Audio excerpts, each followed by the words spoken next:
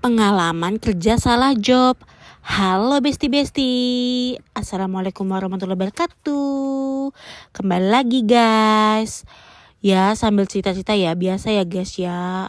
Udah lama banget aku gak cerita-cerita nih. Sambil ngelampitin baju ya. Karena udah 1 minggu gak ngelampitin baju besti-besti.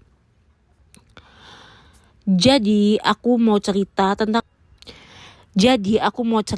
pengalamanku waktu aku dulu pertama kali datang ke Taiwan ya besti-besti. Jadi waktu aku pertama kali datang ke Taiwan itu, aku tuh kayak intinya salah job ya. Padahal kan dulu waktu pertama kali datang itu, di jobku itu tanda tangan kontrak itu jaga akong. Ternyata nyampe sini bukan. Ternyata aku nyampe sini bersih-bersih rumah, bersih-bersih kantor, bersih-bersih pabrik, bersih-bersih rumahnya adiknya majikan, kayak gitu-gitu loh guys. Jadi tuh aku tuh kayak salah job gitu dan gak sesuai apa yang di dalam kontrak kerja. Berhubung aku itu bertahan sampai 1 tahun ya, karena bener-bener udah aku salah job, gajiku masih dikasih 17.000 NT ya. Dulu kan waktu pertama kali aku datang ke Taiwan, gaji di Taiwan itu masih 17.000 NT ya guys. Seharusnya kalau mereka nambahin kerjaan itu, seharusnya mereka itu ngasih aku gaji yang nambahin lah seberapa gitulah intinya gitu. Tapi mereka tuh enggak guys. Dan majikanku dulu tuh galak banget guys, tahu enggak? Misalkan kerja itu dari pagi jam 6 pagi start, istirahat siang 1 jam, terus masih kerja yang lain-lain sampai jam 12, kadang jam 1 malam guys. Itu tuh masih kerja ya guys. Kadang ya kerja di pabrik, kadang ya kerja di rumah belum selesai, masak ini segala macam, ngurus orang rumah segala macam lah guys ya, anak kecil juga. Bener-bener di luar job. Dan aku tuh di situ dulu belum bisa bahasa ya dulu guys. Bener-bener aku tuh belum bisa bahasa, belum bisa apa-apa lah intinya ya guys. Belum bisa ngelawan majikan juga. Nah, selang berjalannya waktu, aku kerja di situ selama 1 tahun. Akhirnya aku pindah ya guys, karena aku benar-benar udah nggak kuat sama kerjaannya, udah salah job, mereka juga nggak mau nambahin gaji. Itu yang aku bikin kesal. Nah, pas di majikan kedua ini, aku itu selalu jaga nenek atau ama ya guys, atau nenek. Pas aku jaga nenek itu, dia bilangnya aku tuh cuma nganterin dia ke rumah sakit doang, terus kayak intinya masakin dia doang, kayak gitu-gitulah, pokoknya nemenin dia lah. Seiring berjalannya waktu, aku memang kerja seperti apa yang di job itu ya, memang kayak gitu. Tapi selama lockdown atau selama covid itu, majikanku malah mempekerjakan aku di pasar guys. Jadi aku tuh kayak bantuin mereka itu ngangkut-ngangkut barang di pasar, kayak jualan sayuran gitu loh guys. Aku tuh udah mulai jengkel sama majikan. Sebenarnya aku tuh nggak apa-apa sih, mereka misalkan aku nggak minta pindah sama agensi, cuman aku pengen pengen minta gaji lebih, tapi majikan gak kasih guys. Aku ya otomatis gak mau lah, kerja berat masa iya majikan gak mau ngasih lebih kan gitu kan. Aku gak mau, apalagi di luar job, aku gak mau lah guys. Jadi akhirnya aku tuh berjalan 11 bulan gitu aku pindah guys. Nah, buat kalian-kalian di sini ya, kalian harus memperhatikan job-job kalian yang di Indo, ataupun kalian pindah majikan di agent juga, kalian baca dengan baik-baik.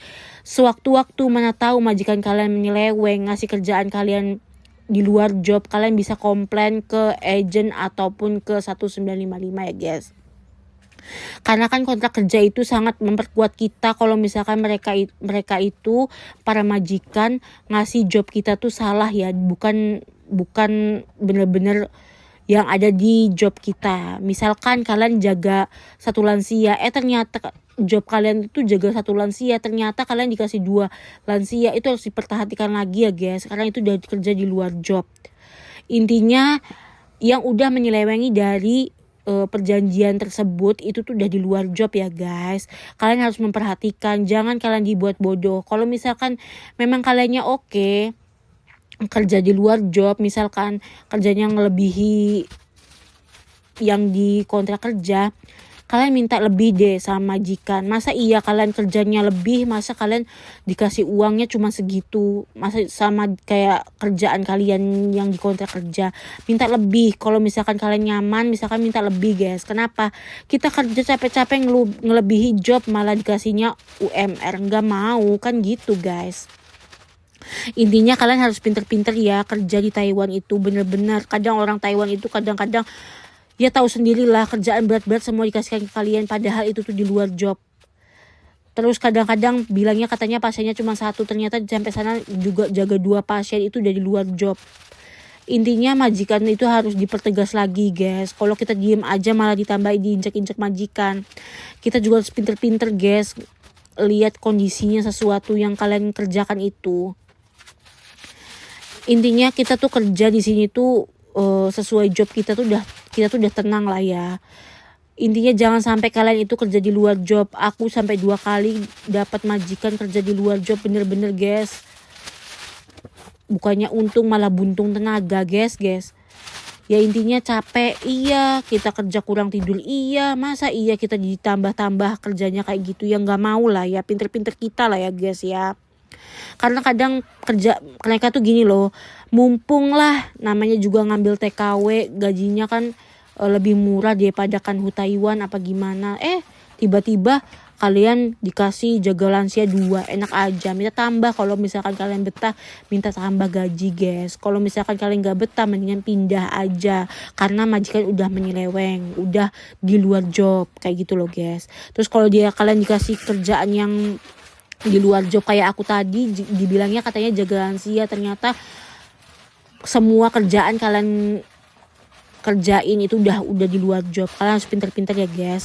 Buat kalian-kalian yang masih baru, kalian juga harus pinter-pinter di sini, jangan mau dibodohi majikan, oke? Pokoknya intinya kalian harus pinter, jangan sampai mau dibodohin majikan. Itu aja sih kalau menurut aku, karena ini sesuai pengalaman aku ya guys. Oke, sekian dulu ya guys. Nanti kita lanjut lagi cerita-ceritanya guys. See you the next time. Sampai jumpa. Terima kasih. Assalamualaikum warahmatullahi wabarakatuh.